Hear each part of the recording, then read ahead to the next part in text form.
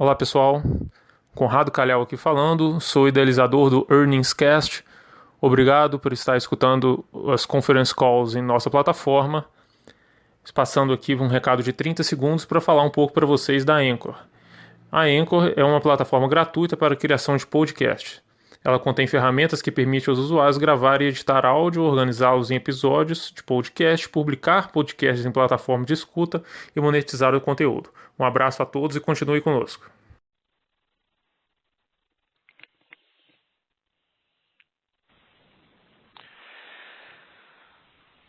Senhoras e senhores, muito bom dia a todos e obrigado por aguardarem. Sejam bem-vindos à teleconferência dos resultados referentes ao terceiro trimestre de 2020 da Multiplan.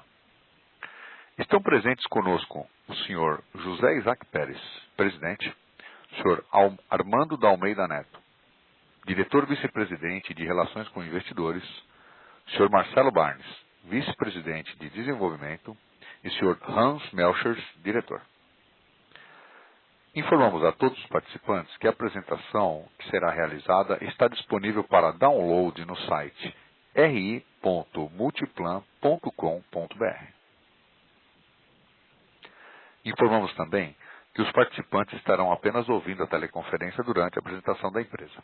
E em seguida, iniciaremos a sessão de perguntas e respostas quando mais instruções serão fornecidas.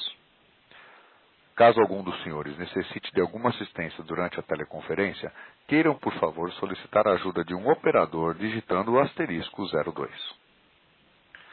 Antes de prosseguir, gostaríamos de esclarecer que eventuais declarações que possam ser feitas durante essa teleconferência, relativas às perspectivas de negócios da companhia, projeções e metas operacionais e financeiras, constituem-se em crenças e premissas da diretoria da Multiplan, bem como em informações atualmente disponíveis para a companhia. Considerações futuras não são garantias de desempenho e envolvem riscos, incertezas e premissas. E estas se referem a eventos futuros e, portanto, dependem de circunstâncias que podem ou não ocorrer. Os investidores devem compreender que condições econômicas gerais, condições da indústria e outros fatores operacionais podem afetar os resultados futuros da empresa e podem conduzir a resultados que diferem materialmente daqueles expressos em tais considerações futuras. Esta teleconferência terá a duração de 60 minutos. Após esse período, a área de relações com investidores estará à disposição no caso de eventuais dúvidas não terem sido respondidas. Gostaria agora de passar a palavra ao Sr. José Isaac Pérez, presidente, que iniciará a apresentação. Sr. Pérez, muito bom dia. Mais uma vez, obrigado pela oportunidade. Por favor, queira prosseguir. Bom dia, senhoras e senhores. Queria iniciar a minha disposição com duas observações que me ocorreram agora nesse momento. A primeira é que não é bom remar contra a maré. Melhor ainda, nessas circunstâncias, é não andar para trás. Sei que o mercado está muito volátil, justamente no trimestre em que a companhia apresenta o seu melhor resultado histórico nesses 46 anos de atividade, como veremos adiante. Perfeito? Então, feito isso, eu vou ler o relatório que nós produzimos. Nesse terceiro trimestre, já vimos o retorno das operações e a recuperação das vendas e do faturamento. Com efeito, podemos constatar a força do hábito prevalecer sobre quaisquer atrativos para os shoppings. A velocidade de recuperação mostra a sua força. Os resultados operacionais deixam claro que os shoppings continuam ocupando um papel importante na sociedade e na vida dos clientes. A pandemia acelerou a digitalização, mas não mudou a essência do ser humano que quer estar junto e não vive no mundo digital. O desempenho financeiro atingiu novos recordes, como resultado de medidas de contingência da nossa estratégia de desenvolvimento na atividade imobiliária. O nosso lucro no trimestre foi de 569 milhões. E os primeiros 9 meses do ano alcançou a cifra de 817 milhões. Ainda que excluíssemos a venda da torre comercial, o lucro da Multiplan estaria em cerca de 300 milhões no ano, portanto em linha com o que ocorreu no ano passado. Vale ressaltar que nos primeiros 9 meses do ano, 4 meses estivemos praticamente fechados, com uma receita inferior a 10%. Neste mês de outubro, as vendas dos lojistas já estão acima de 80%, comparativamente a 19%. Entretanto, esse percentual já passa de 90% em alguns shoppings, tais como Brasília, Maceió, Canoas, no Rio Grande do Sul, e Campo Grande, no Rio de Janeiro. E ainda temos 2 bons meses pela frente, novembro e dezembro. O que, considerando ainda a recuperação ocorrida em 25 de outubro, a flexibilização de boa parte das restrições, a nossa expectativa para novembro e dezembro é de que as vendas devem ficar muito próximas das do ano passado. Quero lembrar a vocês agora o seguinte, né, sobre esse aspecto. Nós em janeiro, fevereiro e até 15 de março vimos crescendo fortemente em relação ao ano anterior, quando ocorreu, vamos dizer assim, a decisão de isolamento e o fechamento do shopping, praticamente foram fechados. Nós fomos a primeira empresa a tomar a iniciativa, imaginando, como haviam previsto algumas autoridades, que o fechamento era por 15 dias, né? E duraram 4 meses e meio, praticamente. Né? Então, veja que, se nós tivéssemos tido esses meses, neste ano, certamente, independentemente dos resultados da atividade imobiliária, nosso lucro seria muito maior. Tá? Então, faço essa ressalva para que vocês compreendam tudo o que nós estamos colocando aqui. Eu digo sempre que, num passado não muito distante também, a companhia tinha muito como carro-chefe a sua atividade de incorporação imobiliária. Ao longo do tempo, nós fomos investindo mais em shopping centers, e que foi uma decisão acertada. Nós vamos continuar investindo em shopping centers, sim, ele será o nosso carro-chefe. Mas, agora, com a redução dos índices de inflação e a taxa de juros, o investimento imóvel, de nosso ponto de vista, se torna extremamente atrativo. Com isso, destacamos uma equipe 100% dedicada ao setor. Vai ser um departamento autônomo, com possivelmente uma nova empresa. Né? Nós dispomos atualmente de 1 milhão de metros quadrados com projetos aprovados para a área de venda em diferentes regiões do Brasil. Não precisamos de capital adicional, porque esses imóveis se encontram pagos e quitados. O nosso VGV, nesse aspecto, né, a linguagem imobiliária, que é o volume geral de vendas, situa-se entre 8 e 10 bilhões de reais. São terrenos próximos ao shopping que foram adquiridos ao longo da trajetória da Multiplan, cujo valor histórico está em R$500 milhão. Um valor realmente muito baixo, o que nos permite, evidentemente, lançar produtos muito bons a preços muito atrativos. No início desse próximo ano, faremos o lançamento do Golden Lake em Porto Alegre. E o seu pré-lançamento ainda em janeiro. Será a primeira fase de um projeto que pode superar 3 bilhões de VGV. Ele vai ser realizado em etapas ao longo de 8 anos, assim como nós fizemos com o Golden Green na Barra da Tijuca, no Rio de Janeiro. Trata-se de um projeto magnífico, um bairro privativo, com características inéditas, com frente para o Rio Guaíba, muito próximo ao nosso shopping, Barra Shopping Sul.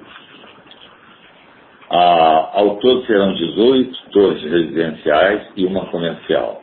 Neste mês de outubro, já iniciamos a obra de urbanização em uma superfície de 163 mil metros quadrados, ou seja, um novo bairro, né? Um novo bairro de características excepcionais que eu acho que não existe no Brasil. O Golden Green foi um marco na nossa atividade imobiliária, com o conceito de um condomínio fechado, né, com campo de golfe, em frente ao mar, e aqui nós estamos fazendo em frente ao Guaíba um condomínio e um lago espetacular interno, com uma praia artificial, enfim, alguma coisa que qualquer um de nós aqui sonharia em morar num lugar desse. Portanto, eu acredito, dado o fato de que esse terreno nós já compramos há mais de 10 anos, que nós conseguiremos ter preços também muito competitivos.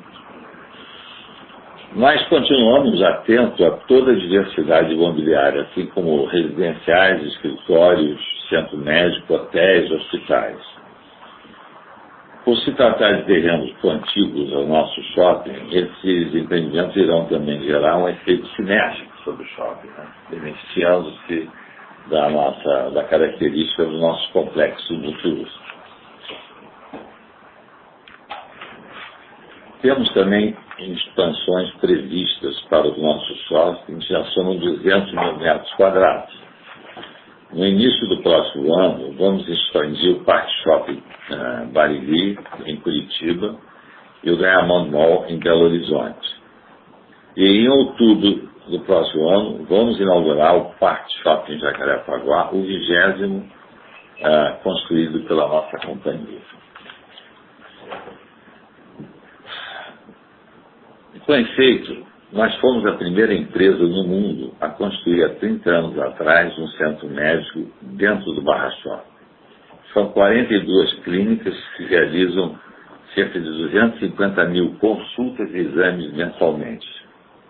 Assim, quero destacar, sobretudo, o nosso foco sempre esteve voltado também para a saúde, facilitando a vida dos nossos consumidores. No penúltimo congresso do ICSC, Associação Internacional de Shopping Centers, a recomendação da associação foi para que os shoppings construíssem também centros médicos.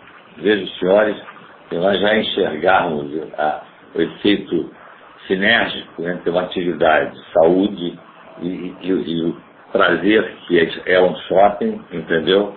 Há 30 anos atrás, né? Já temos também centro médico em Ribeirão Preto, estamos construindo agora em Curitiba também, né? E, curiosamente, a demanda maior que nós estamos tendo atualmente são por centros médicos, né?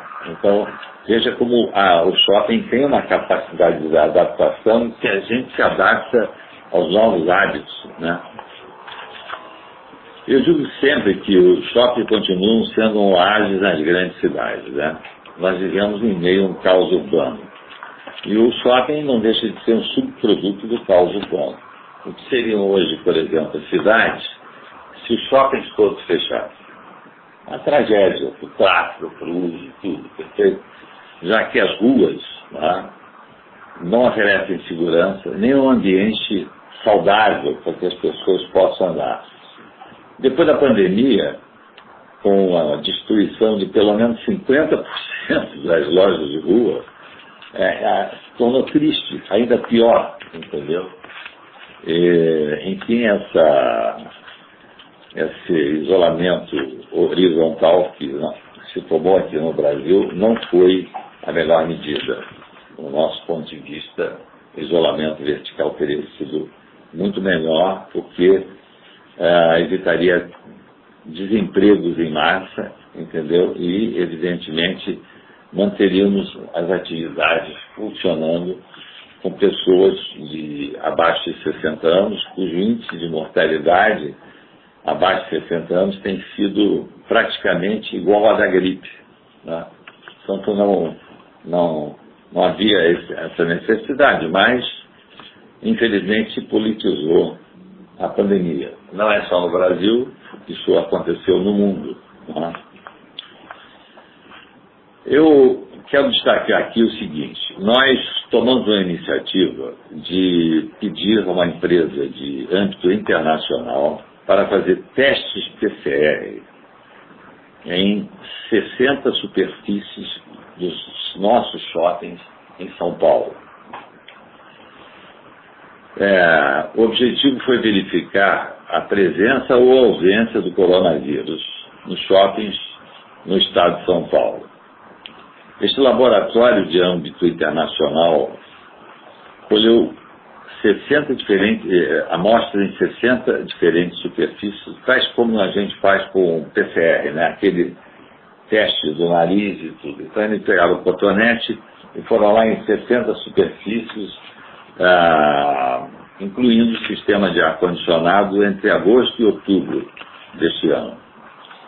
A análise mostrou que nenhum vestígio de coronavírus foi detectado em nenhuma das 60 superfícies testadas.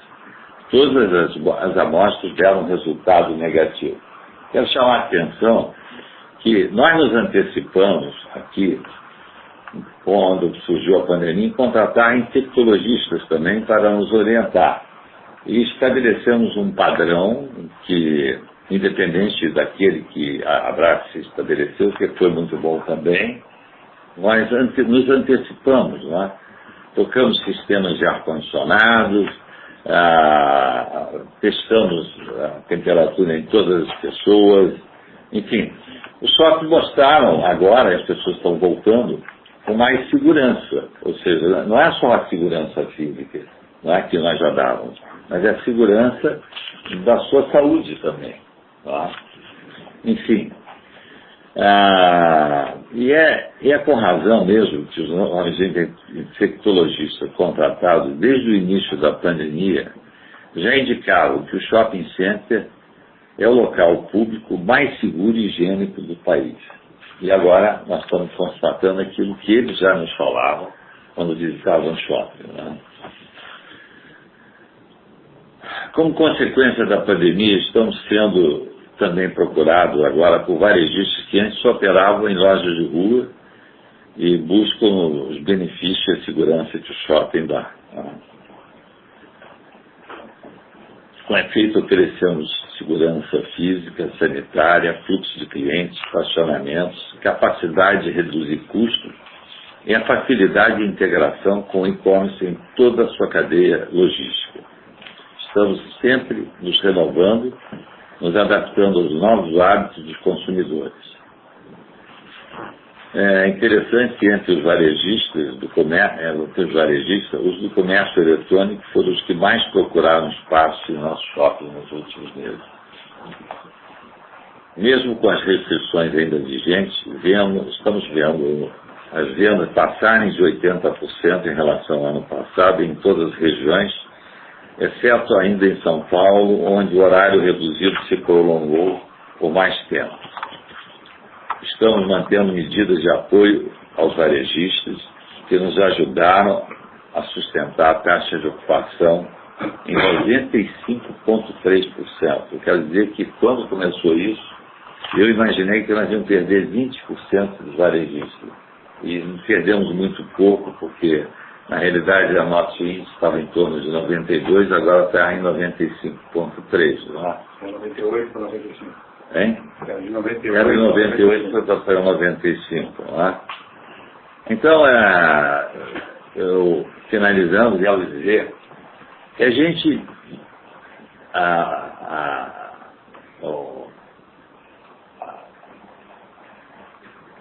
o e-commerce, a ferramenta digital, é uma ferramenta que veio para acrescentar mais vendas também no shopping. Tá? E nós estamos com um programa ousado para apoiar todos os lojistas em nossos shoppings a usarem uma ferramenta também que nós vamos oferecer brevemente. Tá? Eu diria que quem não sabe fazer shopping acha que o digital é tudo. Quem sabe fazer shopping, como nós que começamos em 1973, que é feito há quase 50 anos atrás, construímos o Ibirapuera, que foi o primeiro shopping que eu tive a oportunidade de construir. Eu diria que eles se valem muito da ferramenta digital, mas a vida presencial é insubstituível. As pessoas com esse isolamento, esse isolamento foi a coisa mais penosa que nós já assistimos. O índice de problemas mentais, depressão, ansiedade aumentaram exponencialmente. Infartos aumentaram, pessoas que estavam isoladas, né, aumentaram 500%, porque, afinal de contas, a pessoa não ia ao hospital com medo do contágio, né? Então, apesar de tudo isso, eu me sinto aqui gratificado e agradeço a todos os meus colaboradores que se empenharam aqui nessa empresa. Nós também reduzimos o custo operacional da companhia, né, a metade, não é isso? Praticamente metade. Muitos dos nossos colaboradores e diretores reduziram substancialmente os seus salários espontaneamente, né? Então esse esforço foi quase um esforço de guerra, mas que resultou hoje numa coisa gratificante, ver que os nossos shoppings são altamente higiênicos, perfeito, que não há risco sob esse ponto de vista, né? E ver o resultado que hoje já está em cerca do trimestre de 800 milhões, coisa que não era prevista, né? Mas por uma questão prudencial, a companhia, como ela é uma empreendedora de imóveis, ela vendeu um edifício e realizou nesse edifício 800 milhões também, que, tirando os custos e tudo, agregou um lucro adicional muito substancial. Né?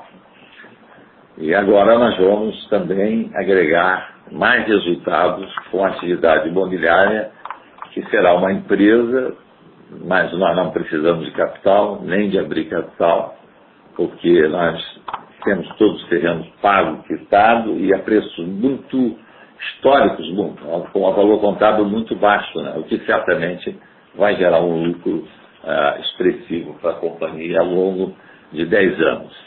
Tá? Isso com o que a gente já tem, não estamos pensando o que vai fazer ainda. Tá? Enfim, agradeço aos nossos colaboradores, lojistas, e dizer aos senhores o seguinte: nós fomos para o sacrifício máximo quando os shoppings foram fechados. Nós recebemos apenas dos lojistas meio condomínio. Abrimos mão de fundo de promoção e de 100% dos aluguéis. Porque nós sabemos que nós somos o criador, mas a alma do shopping são os varejistas. Portanto, quero fazer aqui também um relato de agradecimento aos varejistas corajosos, que com todas as dificuldades voltaram a reabrir as suas lojas, não é? E contem sempre conosco. A todos que participam da nossa empresa, agradeço também a confiança dos senhores investidores que têm tido conosco uma atenção muito especial. Muito obrigado a todos. Senhoras e senhores, bom dia. É Armando falando. Ainda vivemos momentos de isolamento e muitas restrições, mas mesmo assim apresentamos forte recuperação operacional no terceiro trimestre. Com menos tempo operando, o equivalente a 51,7% do terceiro trimestre de 2019, geramos mais resultados de aluguel por hora, 55,5%, comparado com o ano anterior. Crescimento esse que continua no mês de outubro, chegando mais próximos aos níveis pré-Covid. Olhando os comentários dos analistas, eu vejo que esse aumento no terceiro trimestre fica claro quando olhamos o nosso contas a receber, a vencer, do mês subsequente, que saiu de 42,8 milhões em junho para 83,7 milhões em setembro de 2020. A recuperação de vendas e tráfego possibilitaram o menor custo de ocupação em um terceiro trimestre desde a abertura de capital em 2007, que foi de 11,8%. Isso é comparável, esse custo de ocupação, apenas ao custo historicamente menor apresentado nos quartos trimestres devido à temporada do Natal, né? E o mais importante, como o Dr. Pérez comentou, isso faz das nossas propriedades, ela torna as nossas propriedades ainda mais atrativas para os lojistas já no curto prazo. Para aqueles que estão olhando a vacância ou preocupados com a vacância, a gente vê uma atratividade muito grande e imediata. Um outro aspecto extremamente positivo foi a forte recuperação do aluguel ser acompanhada também de uma forte redução da inadimplência líquida, que saiu de 16,3% no segundo trimestre para 7,2% agora no terceiro trimestre. A atividade comercial foi retomada. Locamos 90 novas lojas, um turnover de 1,1% da área bruta locável. O esforço que fizemos para adequar a companhia e nossas propriedades aos efeitos da pandemia continua gerando efeitos positivos. Destaco entre eles a redução na despesa com propriedades, que foi de 6,8%, despesa de shopping e despesa de torre, que ela foi reduzida em 6,8%, apesar da maior vacância que teve nesse trimestre. E como comentado há pouco pelo Dr. Pérez, a redução na despesa de sede, que foi de 48,5% em relação ao terceiro trimestre de 2019. A venda da Diamond Tower, que é parte da nossa estratégia multiuso, parte da nossa atividade, ela trouxe uma forte desalavancagem financeira, derrubando a dívida líquida pelo EBITDA para 1,33 vezes. Nesse trimestre, nós emitimos 400 milhões em novas debêntures, nós pré-pagamos dívida no montante de 388,4 milhões, basicamente dívidas indexadas à taxa de referência, a TR, e repactuamos também o custo de um financiamento, também em TR, e que gerou isso uma economia de 23,6 milhões de reais a valor presente líquido. A despesa financeira da companhia, a despesa financeira líquida, ou seja, despesa bruta menos o que nós recebemos de aplicações, ela foi reduzida em 46,4% nesse trimestre. Tudo junto, tudo colocado, o custo médio da dívida bruta caiu 40 pontos para 3,13% ao ano, um pouco mais rápido do que a Selic, que caiu 25 pontos base. Neste trimestre que passou, também realizamos uma recompra de 1.955.700 ações. Estou tentando dar um pouco mais de transparência aqui ao uso de recursos que foi tão perguntado sobre a venda da torre ao longo desse trimestre. Alcançamos um recorde de geração de caixa, medida pelo EBITDA ou pelo FFO, assim como um novo recorde de lucro líquido. Eu falo aqui aos nossos investidores, analistas, que nós já descontamos do FFO o efeito não caixa da linearidade, de novo, para dar a maior transparência e fazer com que o fluxo de caixa operacional, o FFO, seja muito uma boa proxy de geração de caixa, facilitando a vida de todos.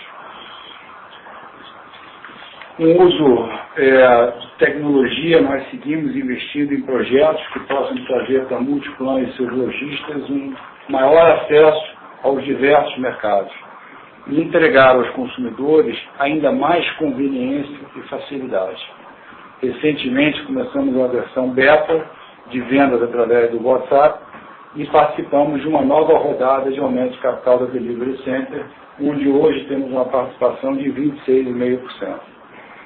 O nosso Super App Multi tem hoje 8 vezes mais usuários ativos que o mesmo período do ano passado, ainda é baixo, vamos crescer mais, e expandiremos a sua funcionalidade de marketplace para um total de 16 dos nossos shopping centers até a Black Friday, agora aqui próximo de 2 semanas. Para terminar, espero que nesse call nós possamos ter passado a todos vocês que, ao invés de ficar perdendo tempo reclamando do que tudo que aconteceu, o que nós fizemos foi arregaçar a manga, trabalharmos muito para superar esse enorme desafio. E podemos, nesse momento, então, apreciar a rápida e forte recuperação operacional e financeira que apresentamos nesse terceiro trimestre. Eu agradeço a todos e passo para as perguntas. Muito bem. Senhores convidados, iniciaremos então agora a sessão de perguntas e respostas. Caso tenha alguma pergunta, por favor, digite *9 no seu telefone, ok? *9 para que possamos abrir a sua linha. A primeira pergunta é do Alex Ferraz, do Itaú BBA. Alex, bom dia. Bom dia, Dr. Pérez, Armando, obrigado aqui pela apresentação. Eu tenho duas perguntas. A primeira aqui é do lado do turnover, né? Acho que assim, tem sido uma surpresa positiva, pelo que a gente está acompanhando, o apetite por novos espaços, né? Acho que devoluções já eram esperadas, com base em tudo que a gente viu, mas essa demanda por novas áreas acho que tem surpreendido, principalmente o cenário ainda bem desafiador, né? O turnover vocês mostraram aqui no release, que já voltou para patamares normais. Se vocês pudessem falar um pouquinho assim, o que vocês acham que está por trás desse apetite? É lojista mais capitalizado, tentando aproveitar a oportunidade? É que nem vocês mencionaram, talvez o lojista da rua querendo entrar no shopping? Então, se pudessem dar um pouquinho de cor. E também como que está as conversas, né? Como que tem sido o leading spread aqui nesse turnover? E a segunda pergunta é em relação ao horário de funcionamento, né? Acho que ficou extremamente claro aqui a correlação entre restrições de horário e performance de vendas, né? Quanto mais tempo aqui os shoppings estão abertos, vai recuperando linearmente.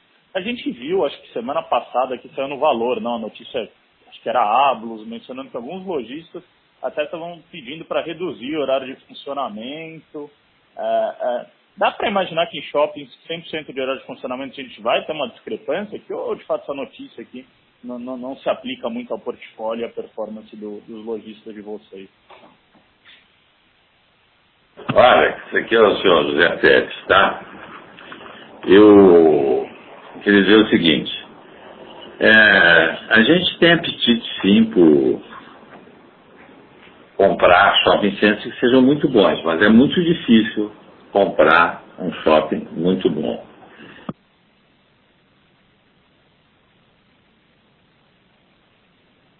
Há novos lojistas. Não, esses novos lojistas estão acontecendo com uma frequência muito grande, pessoas que sobreviveram na rua, mas que não querem continuar na rua. Então eles agora vão para o shopping, sabendo que o shopping é um local muito mais seguro e um centro, do ponto de vista comercial, muito mais forte, que resiste, evidentemente, a essas intempéries, a essas dificuldades. Não é? Então, nós estamos surpresos, mas existe uma coisa chamada destruição criativa, né? Sempre que você abre um espaço, entendeu, um shopping, sempre aparece um novo, entendeu? E o nosso shopping tinha um índice de ocupação muito grande, uma taxa de ocupação em 98%, tá? Mas alguns espaços estão sendo substituídos com facilidade, entendeu? E nós vemos isso com uma reação muito positiva, porque, como nós mostramos aqui os números a vocês, apesar de toda dificuldade que nós tivemos, nós estamos apresentando números de vendas muito próximos do que nós tínhamos no ano passado, mas ainda com restrições e muito. E sobre a questão do horário, pedir para reduzir, isso aconteceu em São Paulo, porque em São Paulo o horário foi mais apertado lá. Então, quando eles ainda acho que funcionam de meio-dia. Está 12 horas, né, recentemente.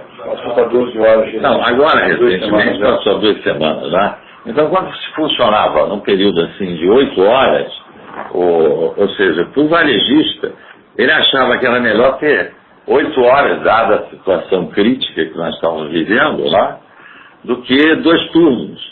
Então, do ponto de vista econômico, para ele, financeiro, seria melhor. Mas a maioria dos nossos shoppings hoje, no Brasil, já estão em 2 turnos, né? E acho que São Paulo, há 2 semanas, também voltou a ter 2 turnos. Alguns shoppings no interior de São Paulo ainda não têm 2 turnos completos. Porto Alegre também.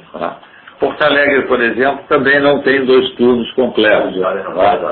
Mas não há nenhuma reivindicação assim de que trabalhar isso é espasmos. Não há nada disso nesse sentido lá. Tá? Tá ótimo, Dr. Pérez. Obrigado.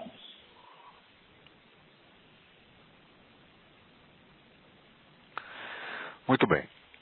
A próxima pergunta será da Fanny, do Banco Santander. Fanny, bom dia. Bom dia a todos, bom dia, seu Pérez, bom dia, Armando, tudo bom? Eu tenho, acho que duas perguntas, elas estão uma relacionadas à outra, né? E vai na linha também da pergunta anterior, que é a questão da vacância, né? Eu acho que tem algumas pessoas bastante preocupadas, né, com relação ao aumento de vacância após o Natal, né? E aí a gente já está vendo essa evolução de vacância, que eu imagino que é o lojista que já estava mal das pernas, que em geral espera o Natal para ver se melhora e acabou saindo antes, né? É correto afirmar essa questão? E nessa linha, como vocês estão vendo a saúde do lojista na média dentro dos shoppings de vocês? É isso. Fanny, bom dia. Essa sua pergunta me lembra uma música, né? Que esse ano não vai ser igual aquele que passou. Porque, diferente de anos anteriores, era uma correria para abrir a loja no Natal, né? Ficar pronto nessa época do ano, para ter a loja pronta. E o que aconteceu foi uma antecipação desse movimento. Dado o fechamento por um tempo prolongado, você teve essa vacância, aquela ressaca pós-Natal que aconteceu agora. Então, ao contrário, o que a gente vê de novas locações, nós vemos novas locações com mais qualidade, no sentido de que não está lotando, buscando curto prazo, aproveitar a boa venda de Natal e ir embora. Nós estamos vendo novas marcas, novos segmentos entrando no shopping, querendo ficar no longo prazo, no médio e longo prazo. E alavancados por uma oportunidade, onde hoje nós cobramos um fundo de promoção ainda muito menor, nós estamos cobrando 30% do fundo de promoção nos empreendimentos, condomínio entre 70% e 80% apenas. Então faz com que tenha um custo de ocupação baixo, como eu mencionei, de um recorde. Isso é até um alavancador para essas oportunidades. O Dr. Pérez mencionou de lojas de rua, restaurantes que fecharam na rua, vendindo para o shopping, pela infraestrutura que apresenta, pela facilidade que apresenta.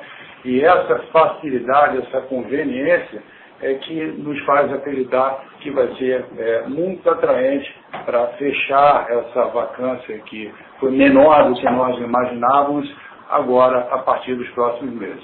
Então, eu diria que, obviamente, é muito difícil prever o que vai acontecer, prever todos os fatos que podem acontecer, mas que esse ano vai ser o reverso. Eu acho que a gente vai ter uma recuperação ao longo do primeiro, esse final de ano, que está sendo muito forte, do início do ano que vem, fazendo com que a vacância diminua e não aumente, como foi em outros anos. Posso acrescentar um ponto? Claro, por favor. Existe, Fanny, existe uma coisa que ninguém pode negar. As pessoas que ficaram isoladas esse tempo todo, e muitos ainda estão isolados, né, criaram um desejo, uma demanda reprimida. Tanto é que a recuperação nossa está sendo feita quase que em V. Ou seja, está recuperando muito rápido. Entendeu? Mas, evidentemente, as pessoas cansaram de ficar em casa. O shopping é uma área de conveniência, de ponto de encontro. As pessoas não vivem só com as pessoas da casa, a gente vive com as pessoas, com um grupo lá. Então, você tem ideia que muitas pessoas viam ao shopping nosso a força do hábito. Mesmo com o shopping fechado, pediam por favor para entrar só para ver. Mesmo o shopping fechado. Entendeu? É impressionante. Alguns shoppings nossos tinham 2 ou 3 atividades operando, né? Farmácia, supermercado, alguma coisa assim. E as pessoas lotavam metade do parqueamento. Só um programa que, veja bem, porque as nossas cidades hoje são muito inóspitas. Ou seja, as pessoas não andam na calçada mais, têm medo. É sol, é chuva, e tem um problema, não tem onde estacionar. Já há muitos e muitos anos que o consumidor é o carro. Geralmente as pessoas, nossos consumidores, a maioria vem de carro, uma boa parte vem de transporte público, agora com Uber também vem também nesse tipo de transporte, mas é impressionante o que está acontecendo. Eu não esperava isso, mas isso mostra a força do hábito. pessoas não têm onde ir. Aqui no Rio de Janeiro, você tem praia ou shopping, perfeito? Os teatros ainda estão fechados, os cinemas operando ainda mal, perfeito? Eventos não pode ter, não é? Quando isso tudo voltar à plenitude, eu vejo que nós vamos ganhar muito. Pois é, nesse sentido, nós estamos recuperando vendas 80% em outubro, com horário restrito, com tantas restrições de funcionamento de cinema, teatro, centros de convenções, tudo isso. E aproveitando, eu não respondi a sua segunda pergunta sobre a saúde dos lojistas, então só para completar, Faria, que eu acho que uma boa, um indicador que traduz bem isso é a inadimplência, tá certo? A inadimplência ali, que caiu de 16% para 7%, 7,3%, 7,2%. Então, é um dado muito positivo, principalmente quando você vê que nós estamos faturando mais. Então, nós estamos cobrando um aluguel maior e conseguindo ter uma eficiência maior nessa cobrança.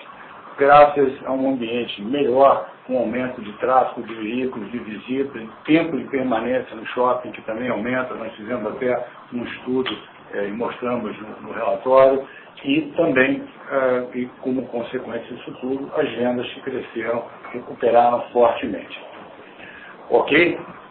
Tá ótimo, maravilha, super obrigada, viu? Obrigado.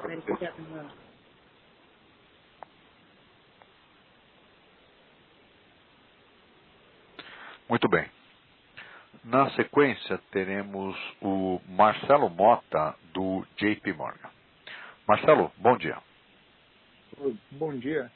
Saber se o Dr. Pérez ou o Armando poderiam comentar aí sobre essas iniciativas nos projetos multiusos, né? Durante o call ele comentou que a empresa, em que a Multiplan, criou aí uma companhia segregada para operar isso, então eu queria entender um pouco se tem mais detalhes, se a ideia, enfim, é mostrar esses resultados separados, ou se essa empresa tem algum management team diferente, se tem algum custo adicional, enfim, entender um pouco quais são essas iniciativas e também quando a gente pensa em crescimento, né, após o Golden Lake, enfim, quais são os outros projetos que eles estão pensando, mais residencial, enfim, comercial, para a gente entender essas iniciativas no multiuso. Obrigado. Marcelo, bom dia. Olha, nós temos, evidentemente, aqui, não está aqui na minha mão nesse momento, mas eu podia te mostrar uma lista de todas as cidades onde nós temos projetos, e terrenos ainda um valor histórico muito baixo, né? Perfeito? Quer dizer, nós temos aqui, vamos dizer assim, no Rio Grande do Sul, em Jundiaí, em Curitiba, em Campo Grande, no Rio de Janeiro, em Canoas, em São Caetano. Por exemplo, a área imobiliária de São Caetano é 103 mil metros quadrados. O Barra Shopping Sul lá, quer dizer, eu digo a área contígua a ele, que é esse projeto, o Golden Lake, são 294, 130 metros quadrados. Não é? Então, somando tudo aqui, eu chego praticamente a 977,205. Tem na Anália Franco, em São Paulo, tem no Village Mall, aqui ao lado, o terreno que nós compramos já há muito tempo, do Walmart, tá? Maceió, enfim.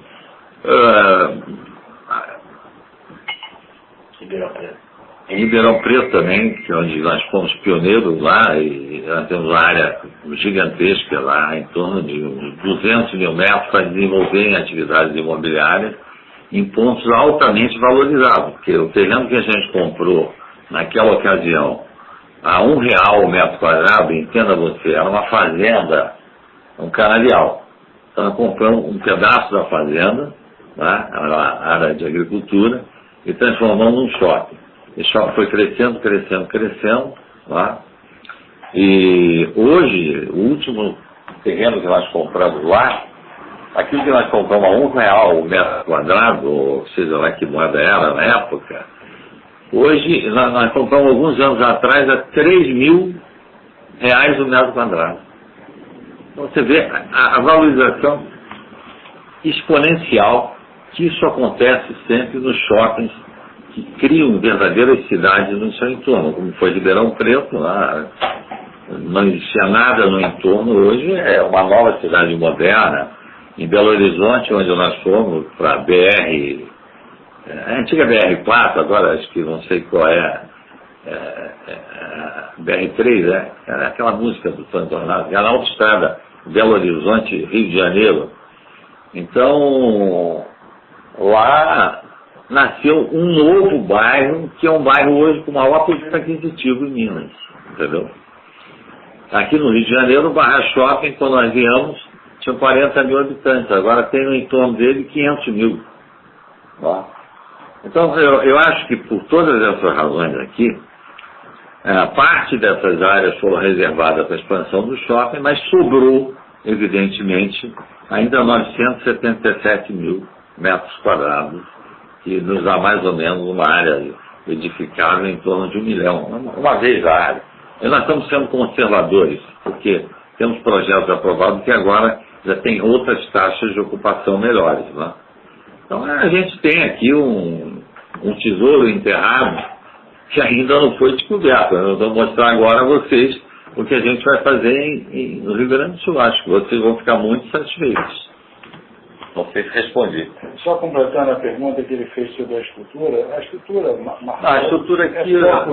Não, é o seguinte, a estrutura interna, nós vamos fazer um gerenciamento interno separado totalmente. Porém, tudo pertence a Multiplan.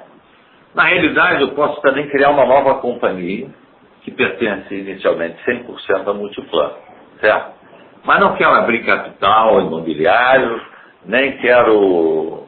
Poderíamos amanhã, no futuro, se quisesse, admitir um sócio estratégico, por exemplo. Tá? Se ele nos acrescentasse know-how e nos acrescentasse capital, pode ser que seja interessante. Mas a companhia tem de know-how imobiliário 57 anos, né? Porque nos meus 12 primeiros anos, pelo menos, e eu transmiti isso aqui na nossa turma, né? Eles já estão craques fazendo empreendimentos imobiliários, eu tenho 57 anos de atividade imobiliária. Estava ontem em Porto Alegre, coordenando o lançamento que a gente vai fazer. E, enfim, eu acho que com a taxa de juros que nós temos hoje e as condições de financiamento, mesmo para o comprador de imóveis, o negócio imobiliário passou a ser altamente atrativo, né? Até porque nem todo mundo quer investir só em ações. Hoje, como o sujeito não tem renda, a renda de juros hoje é 2%, eu acho, a renda de juros, né?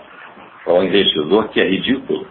Mas as pessoas não querem botar tudo em títulos, em dívida, em ações, seja o que for. A gente tem na cabeça que o imóvel é um investimento seguro, né? E acho que vai continuar sendo seguro, porque os preços dos imóveis estão subindo agora muito também, viu? Isso é porque havia a demanda reprimida com todo esse período de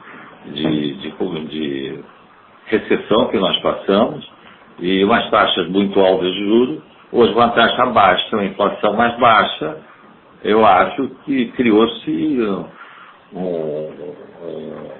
um caldo de cultura muito favorável ao desenvolvimento de projetos imobiliários.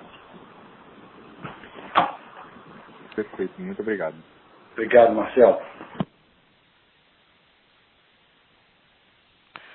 Muito bem. A próxima pergunta será do Daniel Gasparetti, do Credit Suisse. Daniel, bom dia. Bom dia, obrigado.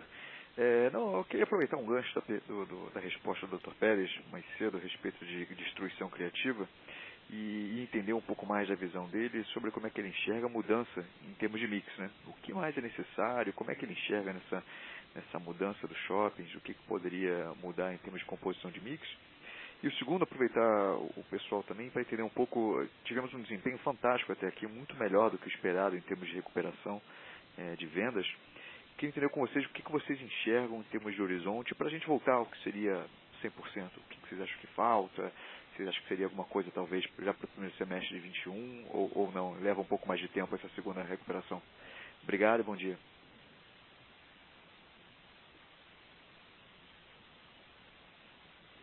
Daniel, bom dia. Armando falando. Olha, esse ponto da destruição criativa, ele é tudo. Ele é o nosso norte. Focado no consumidor, sempre buscando entender o que o consumidor precisa, ao longo das décadas, não são nem de anos, nós fomos mudando o shopping com uma capacidade de se adaptar que fez com que nós não sobrevivêssemos, e sim crescêssemos fortemente. Então, imagina o que é o shopping de 40 anos atrás e o que é o shopping hoje. São conceitos muito distintos, são projetos arquitetônicos muito distintos. Tudo isso, de novo, consequentemente, no mix, né? Olhando o quê? Sempre o consumidor. O mais bacana é que hoje nós temos muitas opções. Se você pegar o que era a opção de lazer há 30 anos atrás, era cinema. Olha o que tem hoje dentro do shopping para você fazer de lazer, de eventos e tudo isso.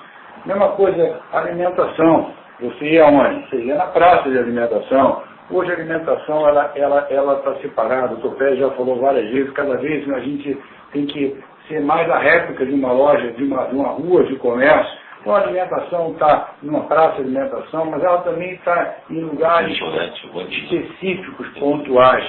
Restaurantes que eram restritos, eram poucos, hoje são muitas opções, pela conveniência que é do consumidor vir parar seu próprio carro, estar no ambiente refrigerado. Mas faço uma observação histórica aqui, né? É que o próprio Morumbi Shopping, tá? Nós criamos o Gourmet Shopping, isso há 30 anos atrás, reunindo 17 dos melhores restaurantes de São Paulo. Tá? E hoje o Gourmet Shopping tem 27. Entendeu? Ou seja, porque comer é uma coisa que você faz 3 vezes por dia. Você não compra 3 vezes por dia. Mas comer você tem que comer. Não tem jeito. Tá? Então é isso. Fora isso também, o shopping seduz muitas pessoas pela diversidade humana. Tá? Pelas pessoas em si. Eu digo sempre que o maior espetáculo do shopping não são as lojas, nem o restaurante, nem nada. São as pessoas. O shopping é um grande palco, onde as pessoas gostam de ver e ser visto. É a nossa essência humana, gregária. Tá? O homem aprendeu muito, mas os sentimentos primários ainda continuam sendo os mesmos. Tá? Mas, vamos lá, a tecnologia é uma ferramenta fantástica que dá informação, tá? Produz informação. Mas ela não é, evidentemente, capaz de motivar uma pessoa a uma compra espontânea, é uma compra mais racional. E como toda compra é emocional, perfeito? Isso não sou eu que estou dizendo, isso foi uma tese de um grande, não sei se economista ou o que ele era, que foi prêmio Nobel mais recentemente, uns 5 anos atrás, em que ele se demonstrou que toda decisão de compra é emocional. Né? Eu sempre joguei nesse lado, sempre joguei no lado emocional. Né? Então hoje o nosso shopping tem rink de patinação no gelo, tem restaurantes, tem área de brinquedo externo, brinquedo interno, entendeu? Ou seja, é uma área comunitária em que a sociedade se reúne ali. Tá? E a força do hábito é tão grande que você viu aqui agora, com o shopping fechado, as pessoas vinham no shopping com 3 lojas. Entendeu? É muito gratificante a gente ver que a gente construiu no Brasil. Por exemplo, centro médico. Lá. Quando nós fizemos o primeiro centro médico, a estratégia nossa era o seguinte: era trazer as pessoas também para o shopping como uma grande âncora, né? No Barra Shopping nós temos 42 clínicas, tá? Fazem, 250 mil consultas, exames mês. Mas a estratégia era que a pessoa ia ao médico com mais facilidade, porque está no shopping, porque o médico é sofrido, mas o shopping é prazer. em que a dor e o prazer são duas faces da mesma moeda, né, diminuiria a resistência das pessoas ir ao médico. O que aconteceu com a pandemia? O centro médico não funcionou, porque o shopping estava fechado, mas ele tinha, vamos dizer assim, autonomia, ele podia funcionar independente do shopping, perfeito? Não funcionou. Nem exames de diagnóstico, nem nada disso. Por quê? Porque as pessoas agora vão ao shopping e depois vão ao médico. Originariamente, elas iam ao médico porque dava mais prazer. Então você tinha um exemplo típico aqui. Barra da Tijuca e o Leblon. São duas áreas bem distantes. O mesmo clínica que tinha no Leblon e tinha no Barra Shopping, as pessoas do Leblon, me disse o médico principal, e elas estavam preferindo ir ao Barra Shopping do que no Leblon. Porque é essa coisa, né, do prazer, a coisa lúdica, entendeu? A pediatria em shopping center funciona melhor, porque as crianças sabem que tem brinquedo. O shopping é prazer. Olha, vou dizer uma coisa a vocês, hein? O shopping é o maior antidepressivo urbano que existe no mundo. Tá triste, vai ao shopping. Mas, Daniel, então assim, se você olhar, todos os mix foram modificados e continuam sendo. Se olha, por exemplo, o principal conhecido, vestuário, segmento em shopping, olha o que ele modificou ao longo dos anos. E aí eu vou terminar para passar para a segunda parte da pergunta, aqui usando o que o Dr. Pérez nos coloca todo dia, tá certo? Para a gente não esquecer e não perder esse rumo. O nosso negócio é dar prazer às pessoas, é fazer com que eles tenham prazer de ir ao shopping. Então, essa mudança de mix, essa adaptação, ela é no dia a dia, é constante. Não tem um dia que não se discuta uma melhoria no shopping, uma renovação que a gente possa fazer, que vai trazer mais conveniência, mais satisfação para as pessoas. E o mix, naturalmente, que tem mudado tanto, ele vai continuar mudando. E essa capacidade de adaptar é que faz com que o shopping ele continue sendo um instrumento importante, principalmente quando a gente fala de shoppings inseridos no meio de grandes centros de consumo como nós temos no nosso portfólio. Exatamente. Velhotes aí estão cercados de gente por todos os lados. E em relação a quando deveria ser 100%, quer dizer, é difícil não só prever, como nós também não fazemos projeções. Mas quando eu olho que você tem aqui o melhor da temporada por vir, e em outubro nós atingimos 80% de venda, nos deixa animado. Se você fizesse a mesma pergunta num conference call em abril e maio, certamente a gente não teria esse mesmo entusiasmo que a gente viu dessa forte recuperação. Mas o melhor ainda está por vir aí, né? Pelo menos normalmente você tem Black Friday se tornou uma data importante, e o Natal, historicamente, é a data mais importante do comércio no Brasil. Meu receio no Natal é só um. Não vai ter produto. Faltar estoque. Faltar estoque. Esse é o problema. Porque como a economia parou, as fábricas começaram a produzir mais recentemente, não está dando conta da demanda, né? Por isso que o produto, mesmo a construção civil, sobe, entendeu? E de uma vez, existe uma inflação aqui, entendeu? Que é episódica, ela não vai ser uma coisa que vai se estender por muito tempo, mas até que se consiga ter oferta de produtos com a facilidade de preços que nós tínhamos, isso vai levar algum tempo, né, mano? Entendeu? Eu acho que o Natal vai ser muito bom e seria excepcional se tiver produtos. Mas não estou animado. Sem dúvida. Está claríssimo. Perfeito. Obrigado, Armando. Obrigado, Pérez. Bom dia para os senhores. Obrigado, Daniel. Muito bem. A próxima pergunta será do Renan, da XP Investimentos. Renan, bom dia. Bom dia, obrigado pela pergunta. A pergunta é mais em relação à parte digital, né? Vocês mencionaram que vão integrar 16 shoppings no marketplace do aplicativo do Multi, né? Até o Black Friday e agora tem parceria também com o B2W. Então, no passado, acho que uma das principais dificuldades era do lojista, né, de fazer esse onboarding era a parte operacional, né, de catalogar produto, integrar ou trocar o sistema de vendas, né, gerenciamento do estoque, porque cada inquilino tinha o seu sistema e tudo mais. Eu queria saber como é que está esse processo de integração do lojista e o que tem sido a maior dificuldade nesse onboarding recentemente. Obrigado. Renan, bom dia. Aliás, boa tarde. Obrigado pela sua pergunta. Realmente, o onboarding das lojas é a maior dificuldade, tá certo? Talvez você, um ano atrás, fosse procurar alguns lojistas e dissesse, não, ainda não quero ter um braço digital. Hoje essa não é mais a resposta. E por isso nós estamos testando novas tecnologias que facilitam o processo de você migrar estoques, de você poder colocar os produtos disponíveis. Nós temos hoje, acho que Luísa sabe, 54 mil produtos, alguma coisa assim, na Luísa, disponíveis no mundo. Isso tem crescido, 54 mil, não é? 44, obrigado, desculpas. 44 mil produtos disponíveis no mundo, isso tem crescido. Mas esse realmente é um grande foco nesse processo de penetração digital, de você ter mais lojas integradas aos aplicativos.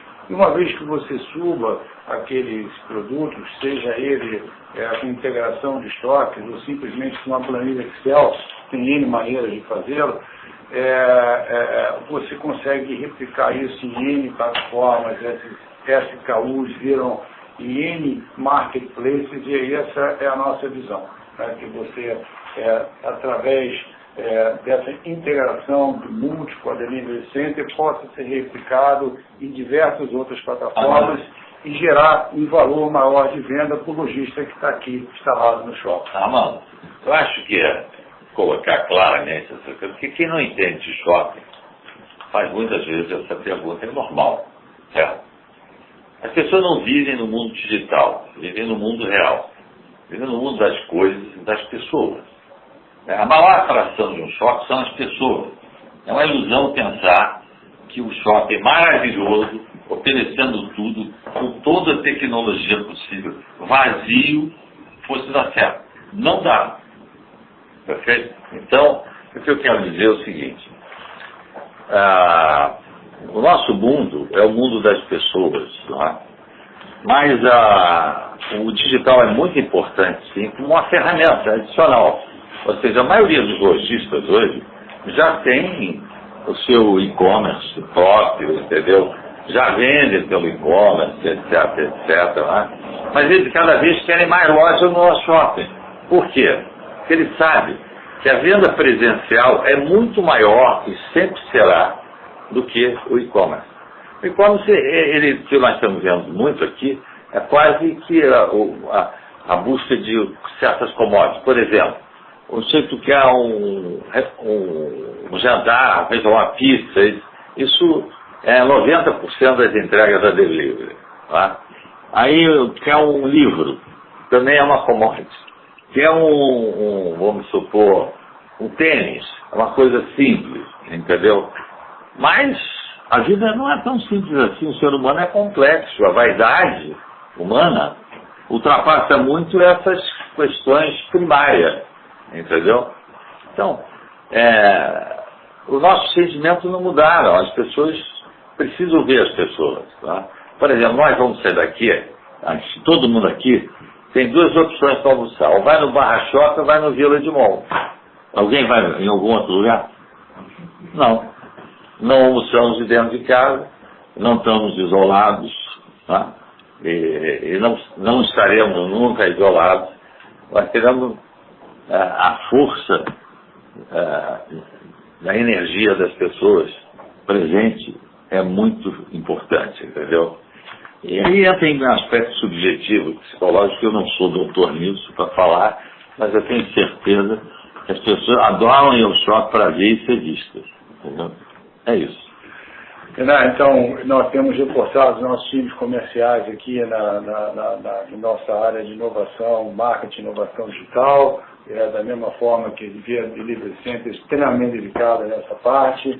Então, a gente olha como um potencial crescimento muito grande à medida que você vai conseguindo embarcar, fazendo essa integração de novos produtos ali no dia a dia. Pode ter certeza que é uma área que nós estamos muito dedicados e sempre atentos, porque não basta estar no shopping, a gente quer ficar nesse shopping e com uma penetração grande de lojas. Ok?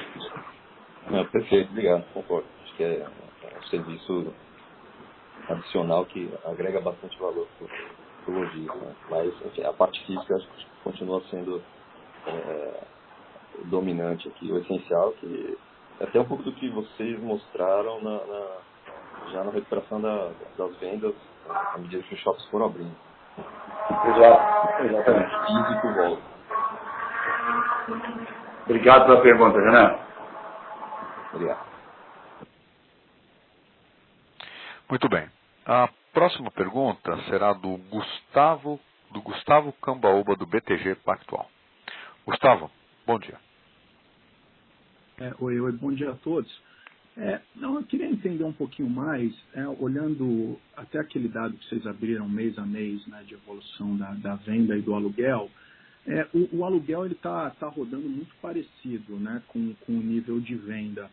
E aí eu achei isso interessante, porque assim, dado, né, a desalavancagem operacional ali dos lojistas, eu imaginava que vocês iam ter que talvez oferecer um pouco mais de desconto do que de fato era a queda de venda, mas aparentemente isso não está acontecendo. Então, eu queria entender um pouco do lado de vocês, como é que vocês veem isso para frente, se de fato o aluguel deve acompanhar muito a venda, ou se esse processo aí de recuperação eventualmente se alongar por um pouco mais de tempo, se vocês vão ter que recorrer a mais desconto, né? Porque o custo de ocupação ele caiu, mas dado a queda de venda, eventualmente eu queria entender até que ponto é saudável esse custo de ocupação nesse patamar que vocês reportaram agora no TRI, né?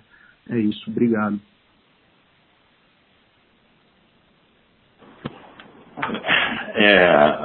Gustavo, essa questão para nós também foi surpreendente, porque dado o fato de que as pessoas estão em pânico dentro das suas casas, né?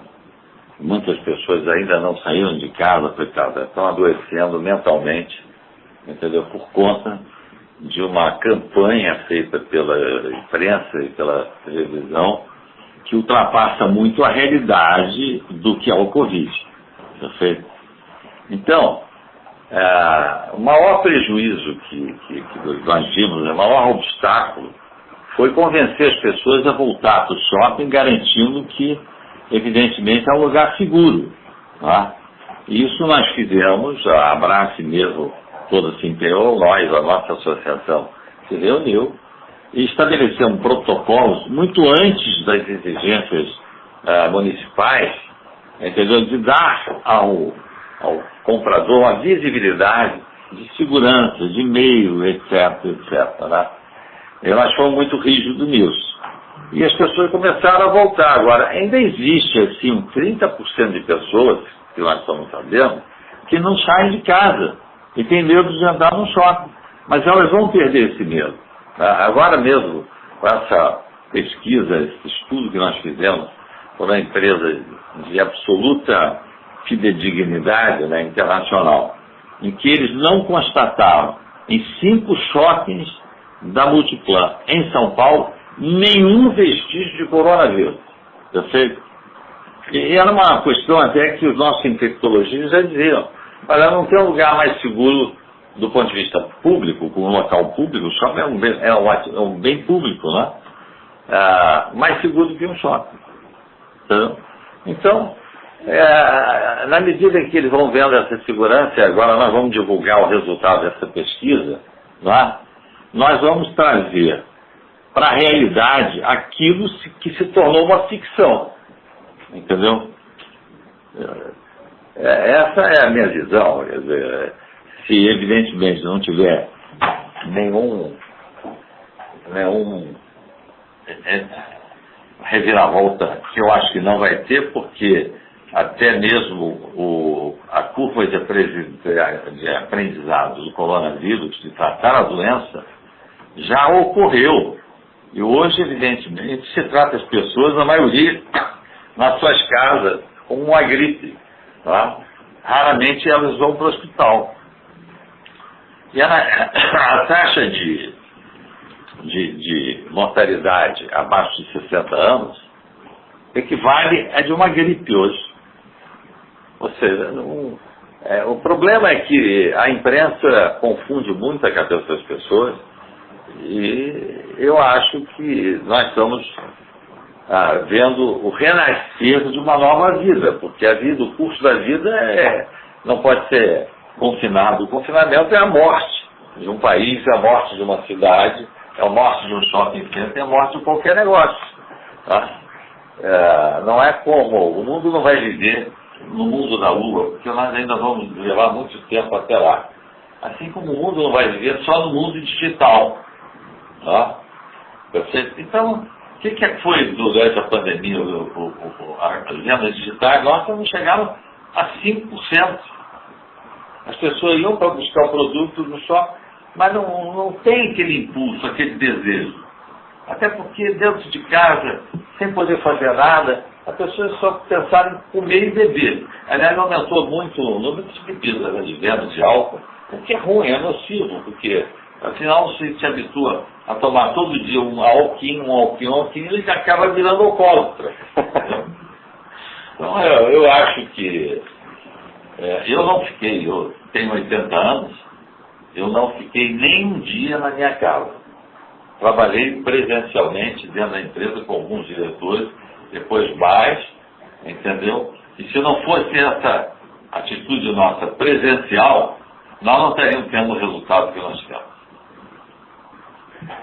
Só adicionando um ponto, Gustavo, não ficou muito claro na pergunta para mim, assim, por responder para você, talvez não seja exatamente o que você perguntou, mas à medida que você tenha uma solidez nas vendas, e é o que a gente tem visto, as vendas recuperando fortemente, tem sim espaço de você recuperar o aluguel gradual. E o custo de ocupação, que você mencionou, que talvez não seja um ponto positivo, pelo menos foi da forma que eu entendi, repara só, uma das razões, ou a principal razão do custo de ocupação ter caído, foi por ter conseguido reduzir o custo condominial e o fundo de promoção.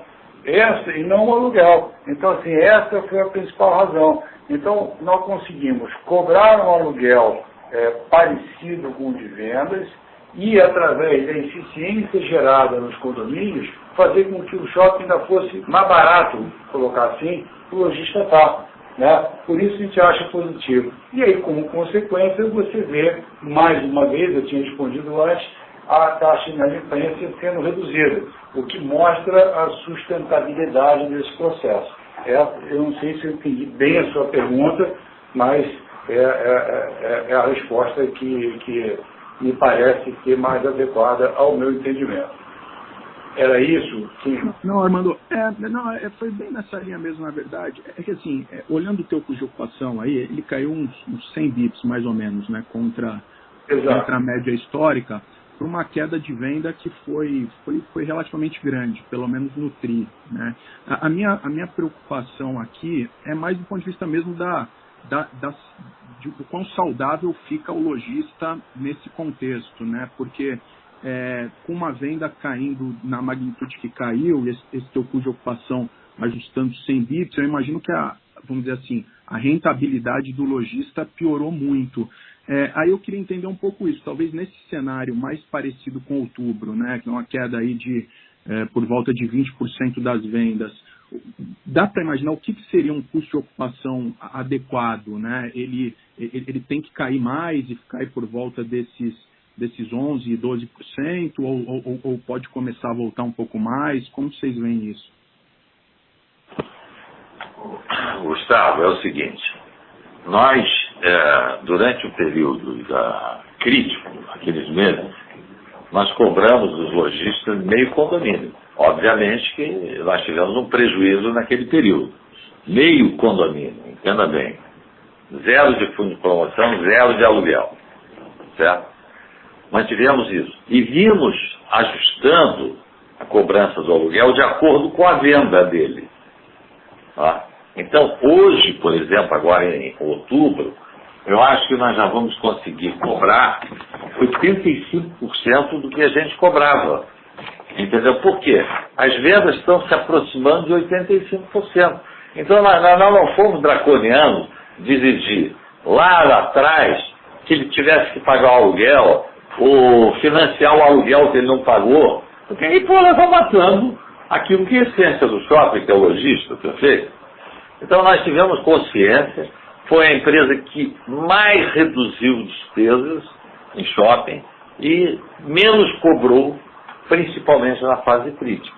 Então, eu acho que agora em novembro, dezembro, nós já vamos voltar a 100%, entendeu? Até porque toda crise, né, gera uma oportunidade. E a oportunidade que a gente viu nessa crise é que é possível operar um shopping com mais tecnologia e menos pessoas, entendeu? E isso que nós estamos fazendo é reduzir o custo de ocupação. Porque o custo de ocupação é a soma do aluguel, mais o condomínio, perfeito? Mais o fundo de promoção. Né? E ainda tem um IPTUzinho aí, que isso é da prefeitura, entendeu? Que a gente não tem como reduzir isso, mas, enfim, nós estamos, inclusive, fazendo um esforço de dotar alguns shoppings nossos já de energia solar, reduzindo o custo da energia em 50%. Então, esse esforço vem sendo feito já alguns anos atrás, né? Nós vimos na oportunidade de usar a energia solar em vários shoppings e estamos, evidentemente, aqui dentro do Village Mall, nós reduzimos a 50% o custo de energia. E o meu objetivo é que no futuro a gente seja supridor de energia a praticamente um custo muito baixo, reduzindo isso talvez a 20%, 30% do custo de mercado. Porque isso é um adicional que nós vamos dar aos nossos varejistas. Se a gente fizer um investimento hoje de 500 milhões, que não é tanto, praticamente a gente cobre toda a necessidade de energia, só utilizando energia solar. Gustavo, lembra também que tem um ponto de equilíbrio aqui, né? E à medida que ele vai vendendo mais, é uma alavancagem operacional, o aluguel vai ficando mais barato. Então, por isso que você pode continuar recuperando o aluguel, tá certo? Então, acho que a chave aqui é ver a performance de vendas, de economia, fazer com que o shopping seja forte. Não olha só a economia como um único, ou o mercado em si, como um único indicador. Você tem que olhar a estratégia de cada shopping, o mix que ele fez, os eventos que estão sendo realizados para alavancar vendas. Isso que vai ser o grande driver no longo prazo para o lojista. Tá ótimo. Obrigado, pessoal. Bom dia. Obrigado.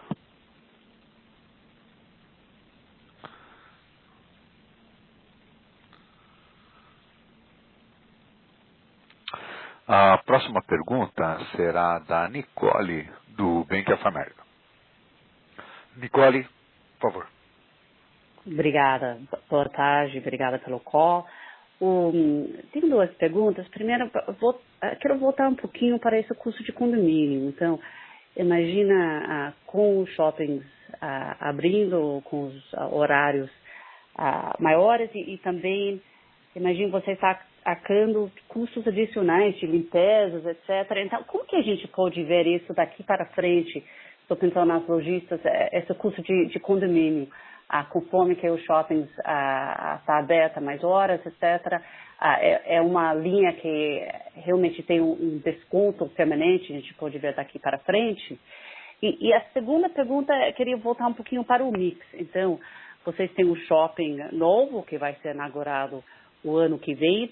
Então, quando você pensa no mix, mudou alguma coisa antes da pandemia e agora, em termos das lojistas que vai ser colocado no shopping? E você pode dar uma atualização sobre a alocação do shopping para a gente entender como que está indo o Parque Jacarepaguá. Só isso, obrigada.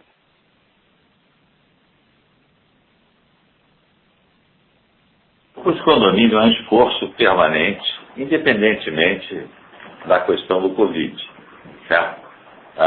Logicamente que o recibo de um lojista, às vezes, era, vamos dizer assim, onerado em 60%, 70% por custos diversos.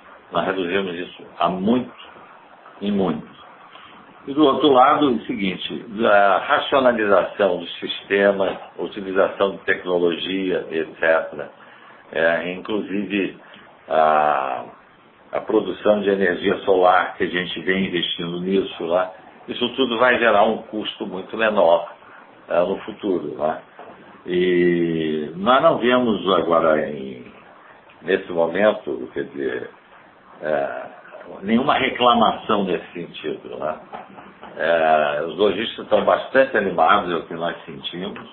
Tá? Isso reflete que as vendas, mesmo com restrições, você não pode fazer eventos, você não tem o cinema operando 100%, você não tem os teatros operando 100%, você não tem áreas de entretenimento que operam 100%, enfim. Ainda com essas restrições, as vendas vieram bem. Tá? E nós achamos que lá para novembro e dezembro próximo, nós vamos ter um resultado muito próximo do que nós tivemos no ano passado.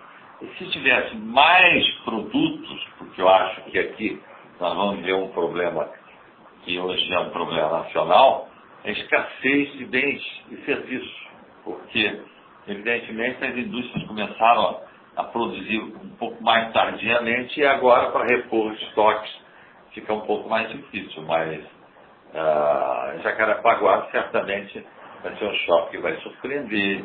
Ele tem áreas de entretenimento internas e externas, tem uma área verde muito grande, lojas voltadas para o exterior também e para o interior, entendeu? Restaurantes, alas de restaurantes, não é?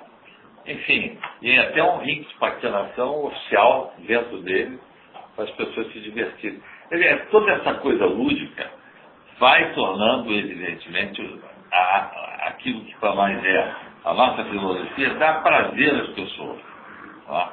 E isso faz com que o tráfego de pessoas seja maior e que a compra, consequentemente, seja maior. Tá?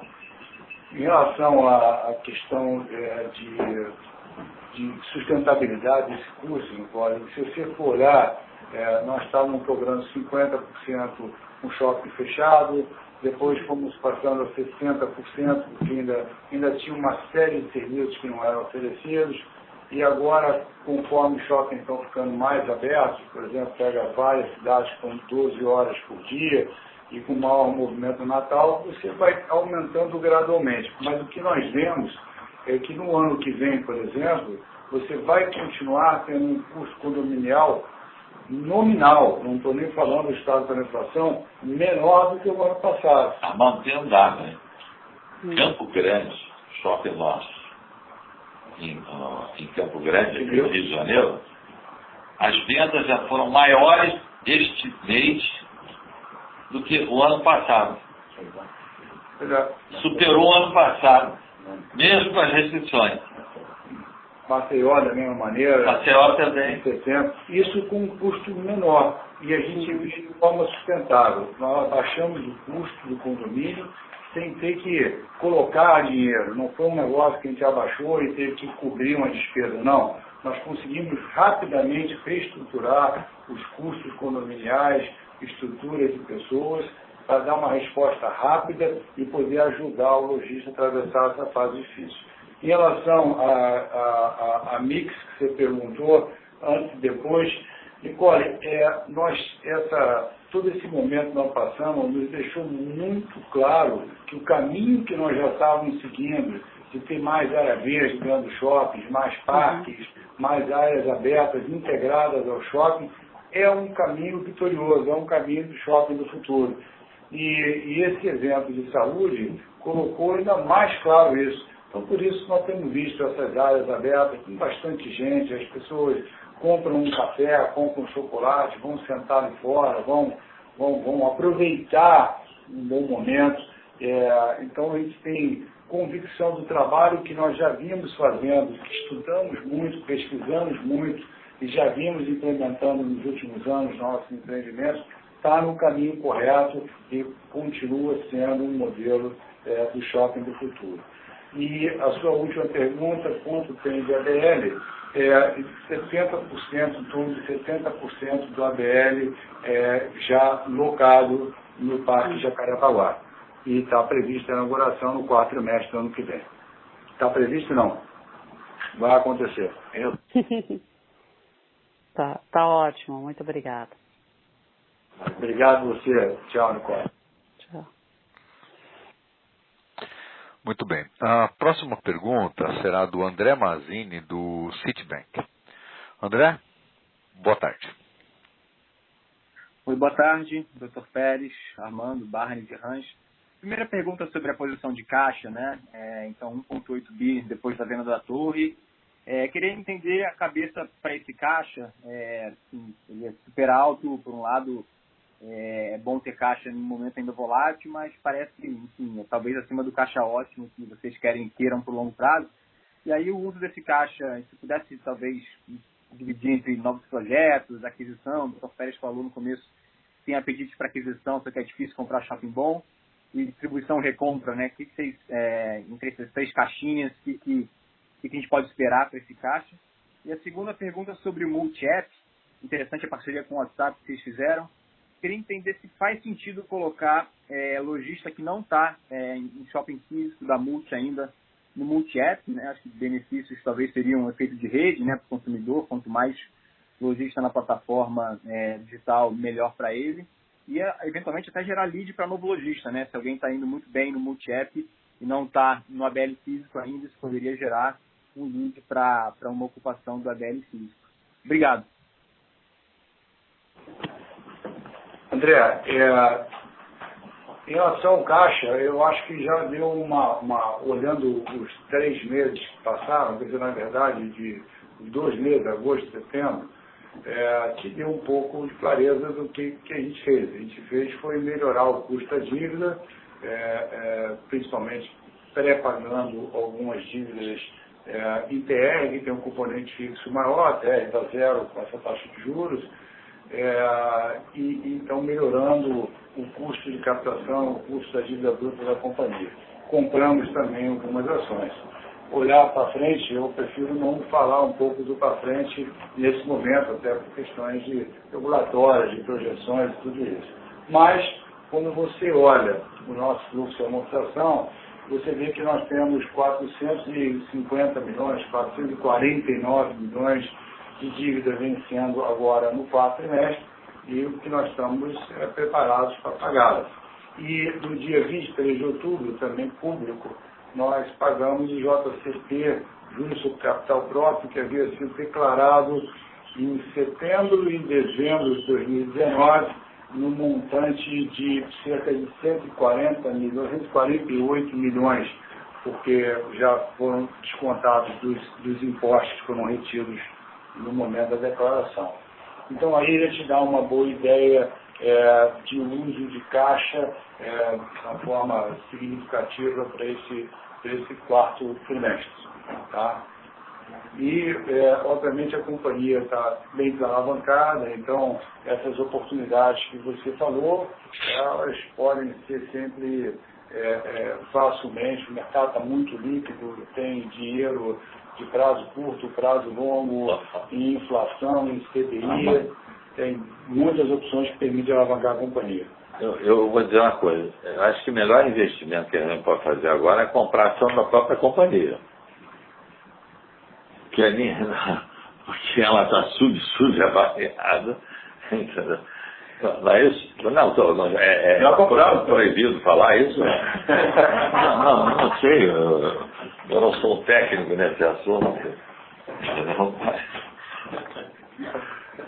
Ainda vou responder. Não, mas é isso mesmo, Pedro. A gente, obviamente, olha o desconto pelo valor das propriedades que a gente declara, o valor justo, de 44%, historicamente é extremamente elevado. E para aqueles que olham o valor justo, mas esse valor justo calculado por vocês, olha só, nós vendemos uma propriedade de 810 milhões por um valor acima do que estava no valor justo da companhia. Então, mostra, não é uma transação pequena, é uma transação grande, expressiva, mostra o quanto o valor justo para nós é bem conservador e as oportunidades que tem aí, como o senhor mesmo já mencionou. Em relação à questão das vendas de lojistas que não estão no shopping pelo multi, eu mencionei uma versão beta que nós estamos fazendo de vendas de WhatsApp, ela pega vários lugares que nós não estamos presentes. O nosso objetivo é aprender, André. Todos esses dados que são gerados são extremamente ricos de aprendizado para nós, para a indústria de shopping center, que nós não somos varejistas, né? Nós alocamos espaço para varejistas, então é um aprendizado grande qual é a melhor estratégia, principalmente nesse mercado de tecnologia que está modificando tão rápido, né? Então é um constante aprendizado. Por isso nós estamos testando nessa versão e eventualmente essa escala possa fazer sentido para o aplicativo, sim, mas é coisa que a gente tem que estar avaliando. Ok? Muito claro. Obrigado, Armando. Dr. Pérez, boa tarde. Muito bem. A próxima pergunta será do Jorel, do Morgan Stanley. Jorel, boa tarde. Boa tarde, senhores. Obrigado pelo tempo. Eu queria entrar um pouco no tema do contas a receber de locação. O Armando falou um pouquinho sobre isso ao começo do call. Então, eles subiram como 35%, tri contra tri, 40 milhões, e o provisionamento, por outro lado, permaneceu estável, cresceu apenas 3 milhões.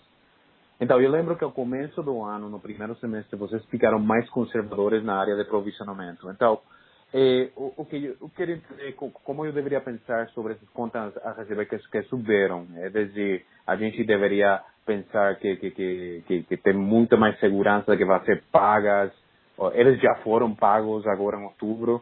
E a outra pergunta é, a gente deveria esperar um aumento em recebíveis de locação indo para frente? É isso. Obrigado. Jorel, boa tarde, obrigado pela sua pergunta, bem técnica, eu vou tentar aqui responder, senão tem aqui a ajuda de tanta gente competente que pode me ajudar nisso. Mas vamos lá, essa questão do contas a receber vai depender da maneira que você olhe. O contas a receber, ele tem contas a receber de aluguel, contas a receber de cessão de direitos, ele tem conta a receber de estacionamento, ele tem conta a receber também de imóveis vendidos, ou seja, a nossa estratégia multiuso, que nós financiamos compradores, tem lá um conta a receber um pouco mais de 50 milhões de reais. Então, quando a gente olha o conta a receber, a gente precisa entender que conta a receber ele está olhando. Para responder a tua pergunta, eu vou me limitar a olhar aluguel mais cessão de direito, tá certo? E aí eu vou olhar ele de duas formas. Eu vou olhar ele o que tem a vencer e o que está vencido. E aí vencido para mim, se é 180, se é 30, 60, vai ser indiferente. Então, deixa eu ver onde eu anotei, está aqui. Nós temos um ponto a receber nesse sentido, de aluguel mais CD, se eu não me engano, de 196 milhões de reais. 196 milhões e 826 mil. Tá? Quando você pega a parte que está vencida, você vem para 80 milhões e 823 mil. E um provisionamento de 79 milhões e 470 mil. Então, estou falando assim, tem 99% provisionado. Então, eu continuo achando que nós estamos sendo conservadores, sim, até porque nós temos aumentado contas a receber, eu estou até, inclusive, tocando na tua segunda parte da pergunta, nós temos cobrado mais, aumentando contas a receber, né, no mês subsequente, que obviamente você cobra em setembro para receber em outubro, né, no mês seguinte. E temos reduzido a inadimplência líquida, que ficou claro nesse mês, saindo de 16% para 7%. Então, nós continuamos, na minha opinião, usando aqui de um conservadorismo, a análise é feita nome a nome, não é feita simplesmente pelo histórico, é um grande trabalho, um grande esforço, não é isso, André? De olhar a cada situação, inclusive, se você for olhar o contas a receber, né, nos próximos 30 dias, ele já tem um provisionamento. Ele já nasce por questões técnicas contábeis com um provisionamento. Então, eu continuo atribuindo a palavra conservadorismo à maneira que nós estamos fazendo esse provisionamento. Agora, esse foi um trimestre em que a gente cresceu o recebimento, que conseguimos faturar mais e, melhor do que isso, conseguimos receber mais. Por isso que talvez possa ter feito alguma diferença no cálculo aí. Só reforçando, né? Se a gente for ver que o resultado de junho, a gente estava falando que estava recebendo em torno de 29% ou 30% da receita. Agora em setembro a gente está recebendo 74%. Então, obviamente, você pode ver que a locação contra receber pulou de 42 para 83, aumento de 40 milhões, dobrou, o que aumenta o receber, mas é uma notícia boa. Significa que a gente está aumentando a nossa cobrança. Esse aluguel não está atrasado, ele está de acordo, e não, nesse momento não vemos os lojistas pagando antecipado o aluguel, estão realmente buscando prazo, mas também estão pagando no prazo, então a gente está cobrando mais e a inadimplência caindo. Então é um indicador extremamente positivo, a gente vendo que a estratégia que a gente usou é positiva, e eu reforço outro ponto. Esse aluguel está vencendo no mês subsequente, a gente não está dando um prazo de 1 ano, algo assim. Realmente, então, a proximidade do que a gente está reportando de aluguel para o efeito caixa é muito forte. Como diz, o conto receber aqui reflete isso de duas formas, mostrando que atrasos acima de 30 dias estão até menores e mostrando que o a vencer aumentou. Estamos cobrando mais e recebendo mais. Eu fiz uma outra conta aqui de manhã com a nossa equipe, até para poder facilitar. É o seguinte, aí você não vai ter esses dados, tá certo? Porque eu tenho dado do trimestre, eu tenho dado mês a mês aqui. Então, eu tenho que pegar o ponto a receber, não do trimestre, porque o que foi faturado em setembro só vai entrar em outubro. Então, nós pegamos de junho a setembro e pegamos essa variação. Veio de 116,2 para 157,2 milhões de reais, portanto, uma diferença de 41,1 milhões de reais. Quando você pega e vê a diferença de aluguel de junho para setembro, que era 32 para 41, de 32 milhões para 41, dão 9,2 milhões de diferença. Quando você pega esses 9,2 milhões e vai colocar sobre o faturamento de junho, julho e agosto, que efetivamente foi recebido neste terceiro trimestre, você vai achar um número de 7,7%. Qual é a inadimplência líquida? 7,3%. Então, está muito próximo, por isso eu continuo dizendo da maneira conservadora que adotamos e continuamos praticando em nossas demonstrações. Tá, muito obrigado.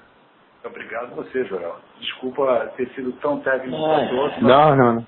Tudo certo, eu gosto. Obrigado. Muito bem. Obrigado por todas as perguntas e interesse. Mantendo a pontualidade desta teleconferência, encerramos a sessão de perguntas e respostas e convidamos os participantes que ainda tenham perguntas a contatar o Departamento de Relações com Investidores.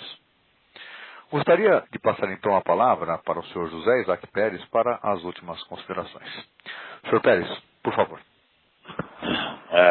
Eu agradeço particularmente a todos que tiveram paciência de nos escutar e dizer que nós estamos muito otimistas, entendeu, com as perspectivas nossas ainda para esse ano. Achamos que o resultado vai ser maior do que foi até então, perfeito? E não posso apenas dizer o quanto, que mais ou menos a gente sabe, mas não dá para falar, tá bem? Eu recomendo o seguinte: se quiser investir, comprem ações da Multiplan, como nós estamos fazendo. É um bom negócio. Um abraço.